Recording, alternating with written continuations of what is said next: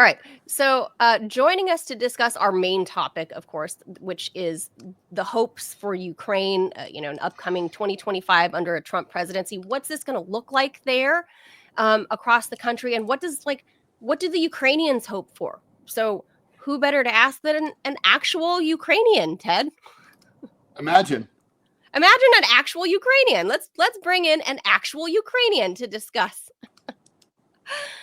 Hi, Andy. That is Andrii Telizhenko. He's a former Ukrainian diplomat turned whistleblower, and he has been kind of excommunicated from the country because, if some people may or may not recognize his face or maybe his name, his story, he's basically excommunicated from the country because he refused to work for the corrupt Zelensky regime.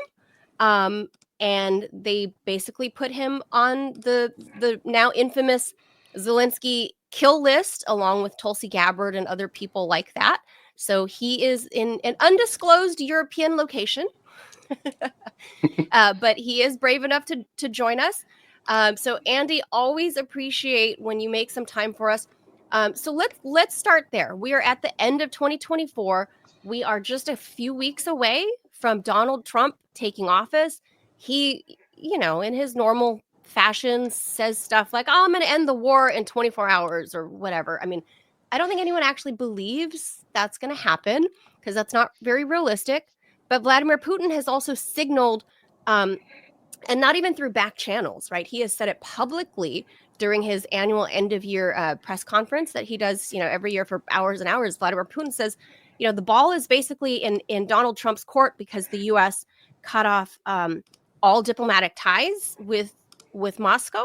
So if Donald Trump reaches out to me, then yes, I'll talk peace with him. When you're a Ukrainian, you have family there, you have friends there still. When you hear that, does that give you hope, or how do you translate that when you hear it? Hi, Manila. Hi, Ted. Hi, viewers. I'm glad to be back on your show. Great to have you. It's a lot of stuff happening throughout this year. And just before I answer your question about Trump, just getting back into Georgia and what some U.S. lawmakers are saying, I overheard your conversation. I can just add about the Georgian elections. The margin of differences between the opposition, which lost the so-called race into Georgia to the parliament, is 43% difference, 53 to 11. So there's no way you can talk about falsification of elections, not 2 or 3%. And there's not millions and hundreds of thousands. There's a couple of thousand people going on the streets who are on a payroll from the Western NGOs who understand that their payroll is going to end soon because Georgia has a law of FARA enact. Now they're going to control everybody who's going to invest money into political games there. So that's why they're fighting for their last breath. And that's why some American law officials are stating about that. And I'd rather have those American law officials get back to America and look what's happening with the people on the streets and get them to work than rather looking into post-Soviet countries like Georgia and Ukraine. So that's just something to add to your conversation there for the viewers to understand that it's not some corrupt Georgian, it's Russian sphere. It's people in Georgia spoken out. There's a 43% difference, 11 to 53% margin. That's the difference between the opposition and the government that won and stayed in power today. And getting back to your question, huge margin of victory, huge. It is. So there's democracy there, no doubt, no word about it, no doubt. So we have to just turn the page over and let the West forget about Georgia and let the West deal with Georgia in a diplomatic way, not to tell anybody what to do or tell Ukraine what to do. So here we have Ukraine, where we have the war in the 30-year phase, thanks to the West, which had a coup in Ukraine in 2014, brought in also illegitimate government, which they then said it's legitimate, and started making anti-Russia out of Ukraine. And today we have over 1 million people dead from the Ukrainian army, mostly military-wise, and hundreds of thousands from the Russian side. So a lot of people dead. The war is still continuing. Nobody's talking about peace except just political slogans. And we had Russia over the last 10 years agreeing to have the Minsk Accords, an act which Ukraine signed, Poroshenko signed, and Ukraine could have had Donbas back as an autonomy, and that would be no problem. But basically, it would be our territory. We would have this stop the civil war at that time, and there would be no this bloodshed today. But no, the Ukrainian government, under American control and London control, pushed this war further. Didn't agree to the Minsk Accords. Russia again asked in December 2021, let's sign the NATO agreements. Let's rethink about the NATO agreements and think about Ukraine not joining NATO. The West said no. Ukraine is going to join into NATO, even though Ukraine is not in NATO. Nobody's letting Ukraine into NATO. So they're using Ukraine as a bait to continue this war and basically feeding Ukrainians lies. And then we had the Istanbul Accords, which also peace talks, which Ukraine also signed, and did not. Russia pulled out its army out of Kiev, and nobody basically went and worked on them. We could have stopped the war in 2022. So today, 2024, 2025 coming in, a new administration in Washington, which promised, and that's why I think Trump did win a lot, because the people want peace in the world, not only in America, but around the world. And Americans, first of all, want their country to stop financing this bloodshed in Eastern Europe. And Trump should stay to his word. He needs to understand he needs to build the right team around himself, not some people who hate Russia, Russophobes, or anybody like that. He needs to have diplomatic corps around him, diplomats who can advise him on how to end it, because America is losing from this. America's economy is losing from this dramatically. Russia's economy is growing. Europe is destroyed. Yeah. German economy is growing 0%. 0% growth of German economy. One of the largest economies in the world has zero growth, and a lot of companies are just falling apart. Volkswagen, Mercedes, BMW are moving to China, moving to the United States. America is happy with this, of course, because they need this to happen. But what Trump needs to do, first of all, before he even makes a phone call to Putin, if he is really serious to stop this war, he needs to get all these 16 intel agencies out of Ukraine, CIA, NSA, all of them. They're all there in Kiev. All of them are coordinating this war. Get them out of Ukraine. Get the foreign legionnaires who are fighting for the Ukrainian army out of them. There's more than 40,000 foreigners fighting for the Ukrainian army, and more than 15,000 of them are Americans, American citizens fighting on Ukrainian soil.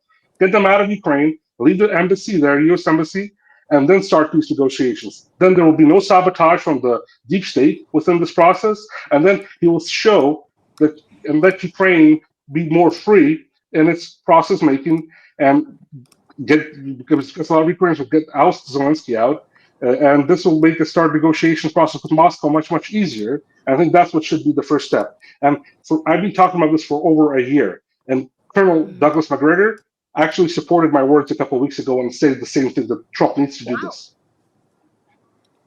Yeah, I mean, clearly you've thought about this a lot, obviously, because you're invested, right? Like, I mean, you're not only a Ukrainian national, but like I said, you still have very many friends and family still there.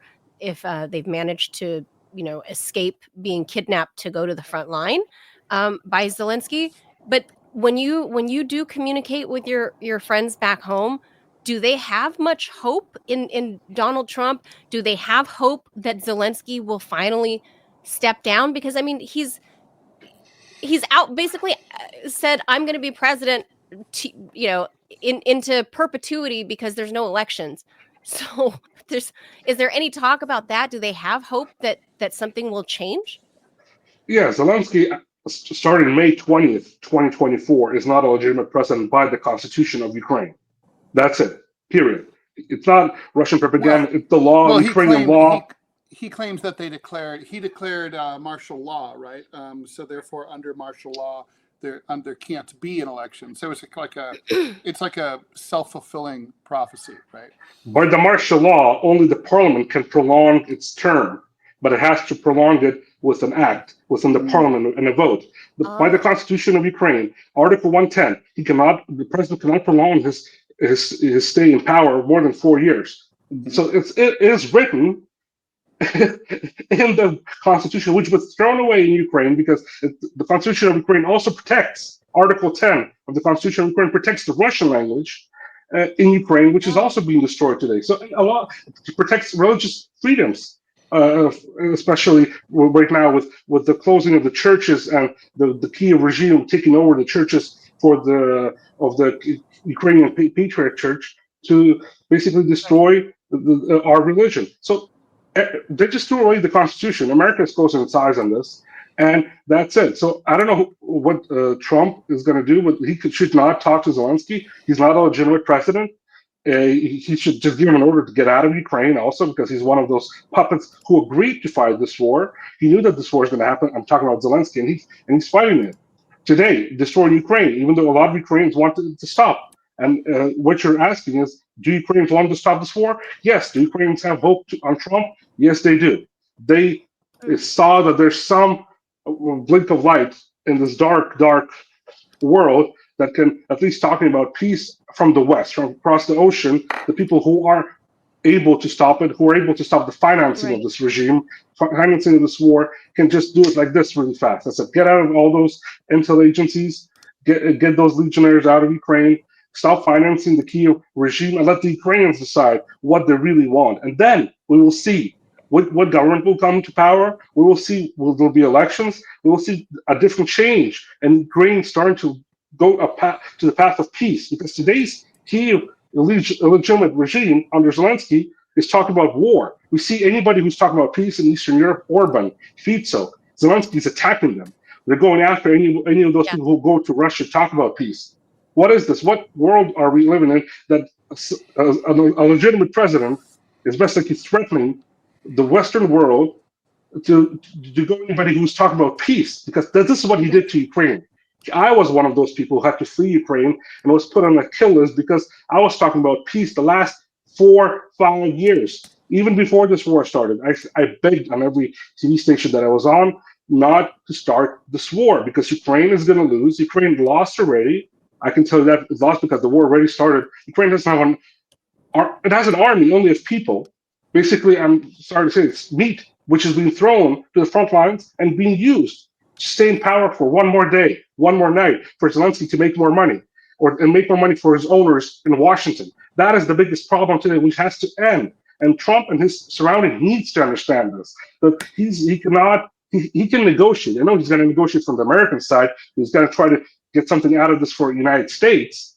But the longer he negotiates this process, the more people are going to die in Ukraine. And mostly those are going to be Ukrainian military, which don't want to fight also. The people who are being thrown today in the front lines, they don't want to fight. They're plumbers, they're beekeepers, they're farmers. They're being just taken out of the street without any training, sent to the front lines without any equipment, not even getting paid. The soldiers who fought, that started to fight this war at the beginning, they're all dead. The ones who will be trained by NATO for the last 8-10 years, starting from 2014, they're all dead. So can you imagine the trained soldiers for 8 years are dead? What's going to happen to the plumber without no training, without any equipment, sent to the front lines? Ukraine doesn't have satellites. Ukraine doesn't have ballistics. Ukraine doesn't have submarines. Ukraine doesn't have a fleet. It has the only army it has used old weapons from the West.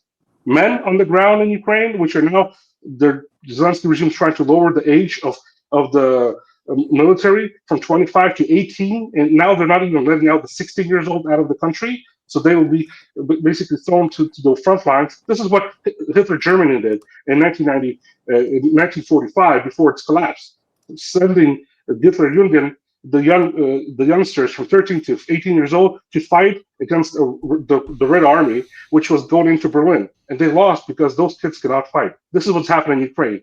And this is unfortunately being supported by the warmongers in Washington and people like that who are trying to intervene in the post-Soviet countries. Because Soviet Union, they have to understand, made a move once in 1989. Remember the fall of the Berlin Wall? That was the move from the Soviet Union to get its soldiers out of Eastern Berlin, Eastern Germany, unite Germany, and that was the biggest basically move in the 20th century of peace. And the agreement was that the West will not and NATO will not move an inch into the eastward.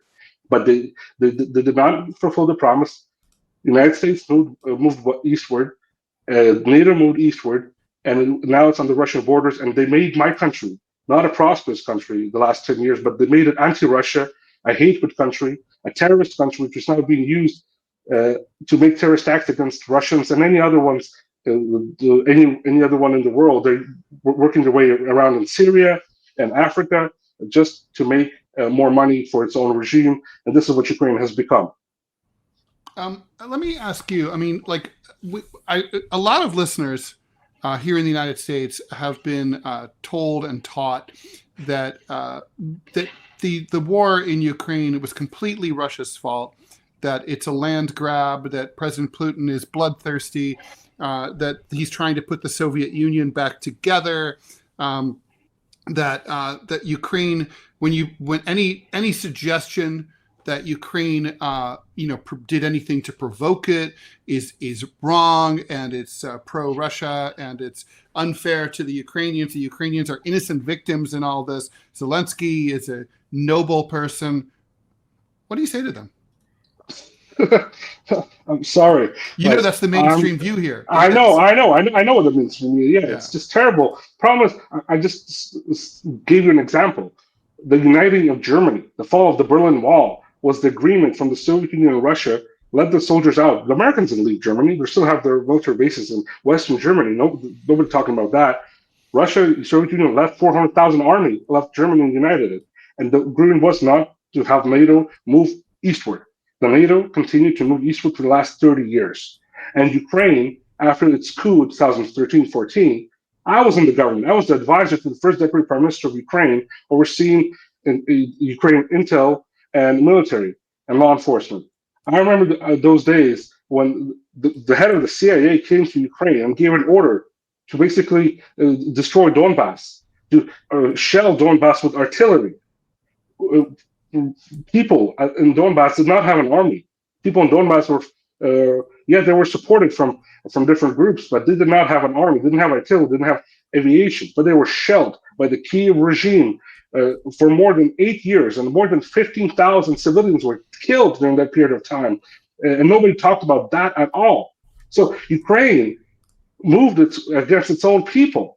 Ukraine started this war, the Kiev government, not the Ukrainians, but the Kiev government. And then in that 10 years time frame, since 2014 until today, they were building propaganda to hate Russia within Ukraine, to hate anything Russian, anything Soviet, that Ukraine didn't have any connection to the Soviet Union at all, even though our history is a 70-year history within the Soviet Union, and Ukrainians, we were part of the Soviet Union for 70 years. And before that, we were part of the Russian Empire for more than 400 years. And before that, the Kiev Rus, Russia and Ukraine came, basically today's Russia and Ukraine came from the Kiev Rus thousands of years ago, and we had our own church, which is also being destroyed today by the West. Right. So who's destroying what today? The West is destroying Ukraine and moving Ukraine to fight. If they wanted Ukraine, if they were loving Ukraine so much in the West, they would stop this war, understanding that Ukraine could not win a nuclear nation like Russia. They wanted to topple the regime in Russia. We were talking about Carter and Reagan before this. During Reagan time, Brzezinski wrote an article for Reagan talking about how to destroy Russia from within. Two Slavic countries fighting and spilling blood between each other, they thought would topple Russia and destroy it into 50 pieces. That's what their plan was with this war. They wanted to topple the government in Russia at the beginning of this war, and that's why this war even started, because that's what the agenda was in Washington, to take the Russian resources and the Ukrainian resources. $75 trillion of resources. And that's why the Donbas has been attacked for the last 10 years, right? Yes, it was. That's what they gave away. The Obama administration, I was there when they said, we don't care about Crimea. That's why there was no blood spilled in Crimea. The people went out in Crimea and also didn't want to be with the illegitimate Kiev government.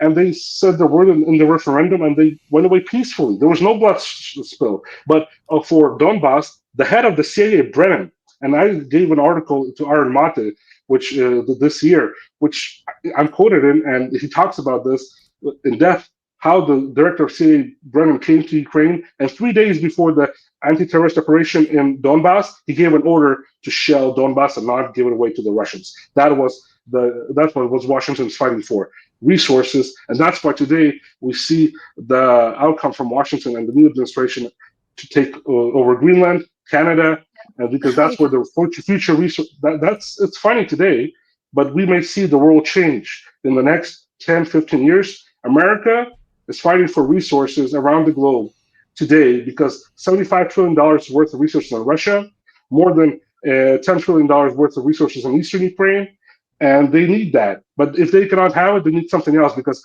dollar is on the brink of bankruptcy. $36 trillion worth of debt. You got a good Where it's going to point. go? It's going to all fall apart one day. That's where it's going into Bitcoin because You the got a good paper point, money. Andy. Yeah, I don't want to be conspiracy theory, but this is my analytics, and I think No, that's what's I going to agree happen. with you because it's downward trending, especially with BRICS, and they're working on their own currency and all of that. So I see your point. At first I laughed because I'm like, oh yeah, Trump talking about wanting to buy Greenland, or it sounds crazy because it comes from Trump, and the way he says it doesn't give it much credibility. Or saying, let's absorb Canada, or what he Well, says. every time the United States has expanded in the past, even in the 19th century, the presidents and the senators who brought it up were always laughed at, right? I mean, Senator Seward, it was called, the purchase of Alaska from Russia was called Seward's Folly.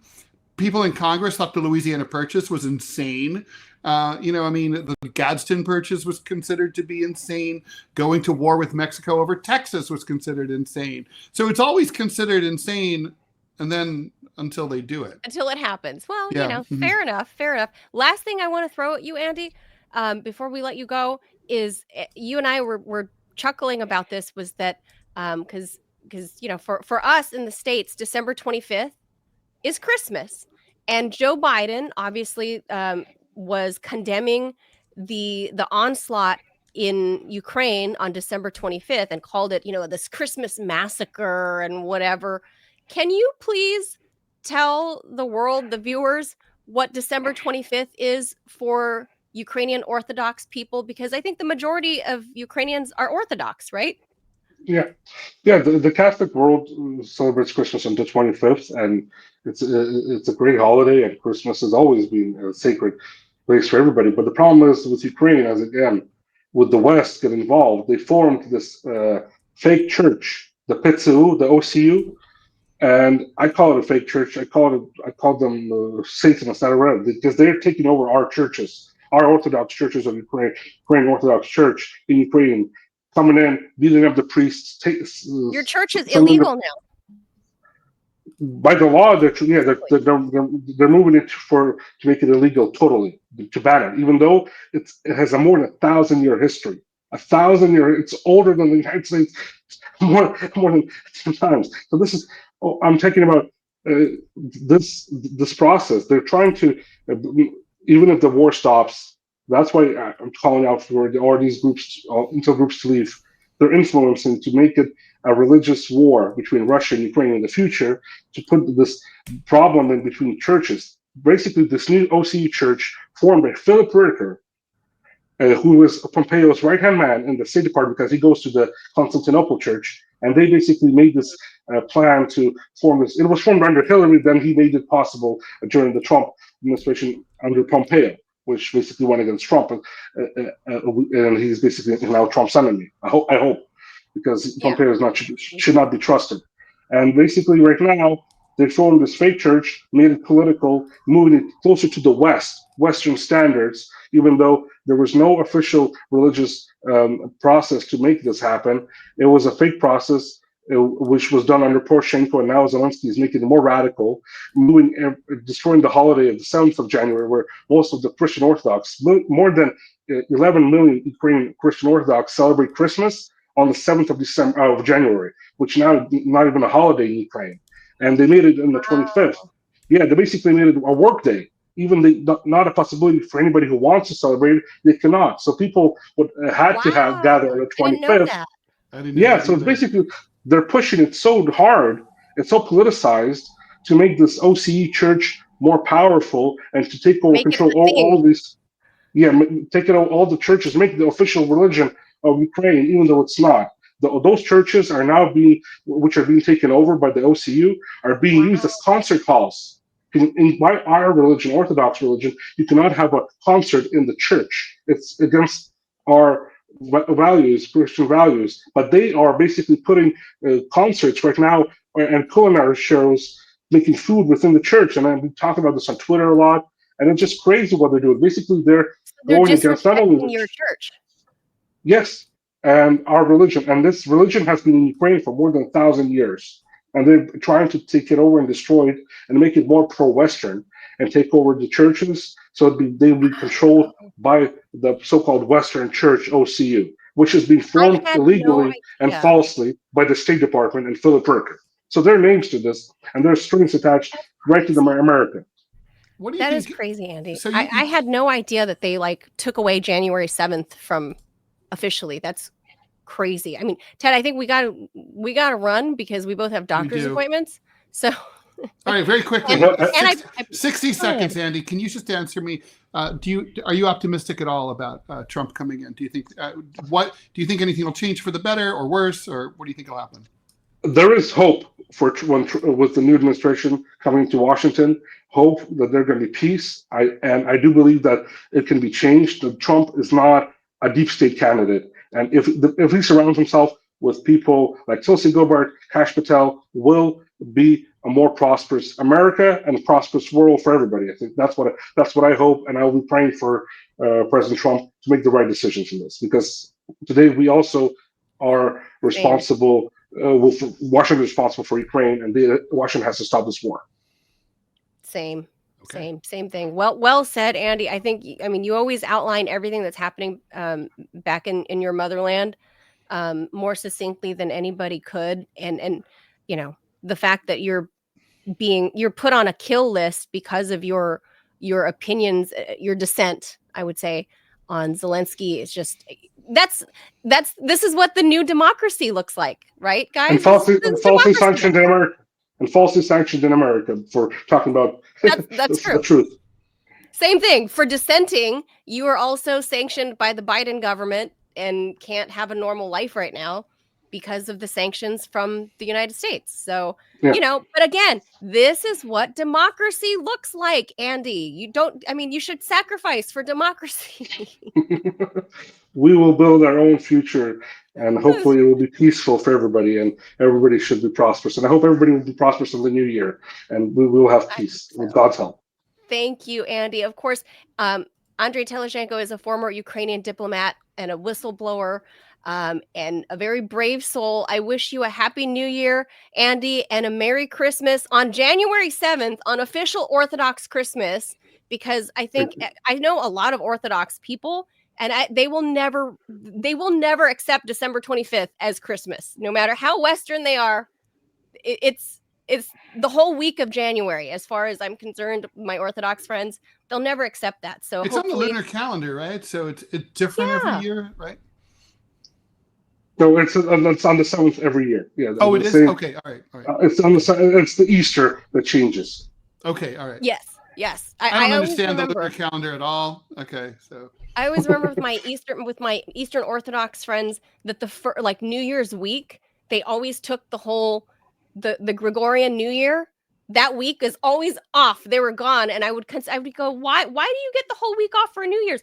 Oh, you're Orthodox Christian. Okay, so it's your Christmas. Okay, so that made a lot more sense to me. So hopefully you guys get your holiday back, and I hope this year that your life can return to normal, or this coming year, 2025, that you get to return to normal life and you can see your friends and family back home.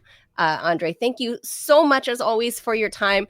We'll speak to you again very soon. We're going to pray for you that you get your life back. Thank you, my friend.